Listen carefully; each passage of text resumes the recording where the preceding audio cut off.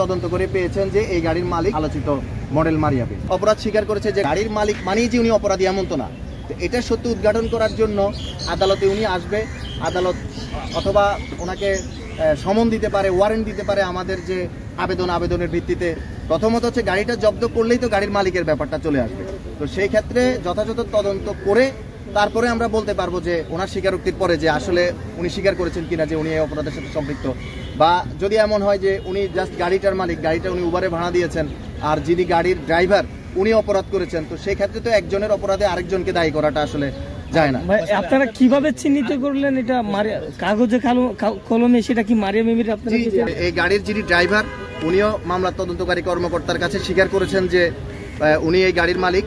এছাড়াও মামলা তদন্তকারী কর্মকর্তা সংশ্লিষ্ট বিআরটিতে গিয়ে ওই মামলার নম্বর প্লেট সহকারে যখন খোঁজ নিয়েছেন তখন উনি তদন্ত করে পেয়েছেন যে এই গাড়ির মালিক বর্তমানের যে আলোচিত মডেল মারিয়া বেজ। অপহরণের যে সংজ্ঞা, ওই সংজ্ঞা অনুযায়ী উনি অপরাধ স্বীকার করেছে, যে ঘটনা ঘটেছে স্বীকার করেছে। বাট ওনার তো দাবি উনি করবেই যে আমি আসলে অপহরণ করার উদ্দেশ্যে আমি ওনাকে নিয়ে যাইনি। আর বাস্তবতা হচ্ছে কোনো অপরাধী কখনো আদালতে গিয়ে বলেন না যে আই এম দ্য অফেন্ডার, আমি অপরাধ করেছি, আমাকে শাস্তি দেন। এভাবে